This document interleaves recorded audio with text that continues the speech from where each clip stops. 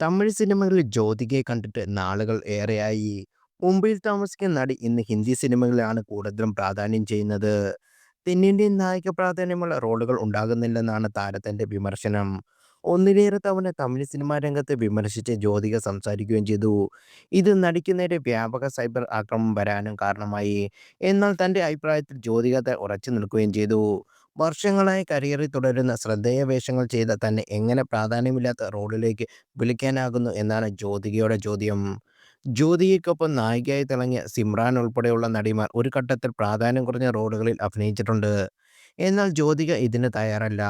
തമിഴകത്ത് cinema ചെയ്തേ തീരൂ എന്ന നിബന്ധനയും ജ്യോതികയ്ക്കില്ല.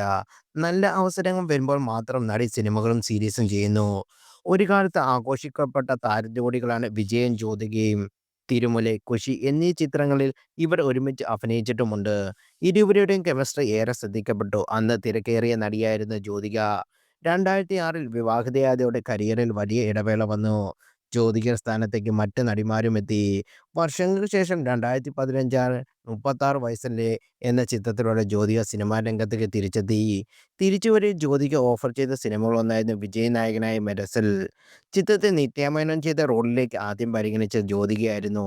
എന്നാൽ നടി ചിത്രത്തിൽ നിന്ന് പിന്മാറി. തിരക്കഥയിൽ അഭിപ്രായ വ്യത്യാസമായിരുന്നു കാരണം. അവസാനം ഞാൻ പിന്മാറി.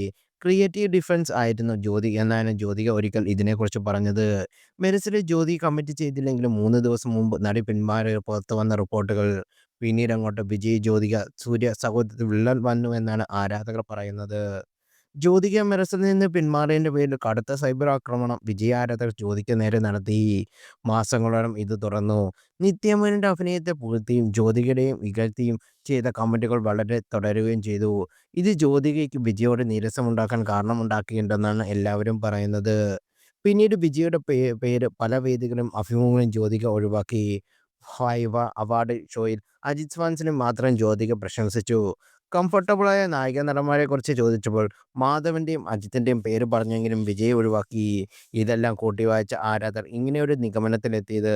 അതേസമയം ഒരു അഭിമുഖത്തിൽ വിജയ് തന്റെ കരിയറിൽ സ്ഥിരതയോടെ നീങ്ങിയെന്ന് ജ്യോതിക പ്രശംസിച്ചിട്ടുണ്ട്. വിജയ് ഒരു ആരാധകനിൽ നിന്ന് കടുത്ത സൈബർ ആക്രമണം പല അഭിനേതാക്കൾക്കും നേരിടേണ്ടിയും വന്നിട്ടുണ്ട്.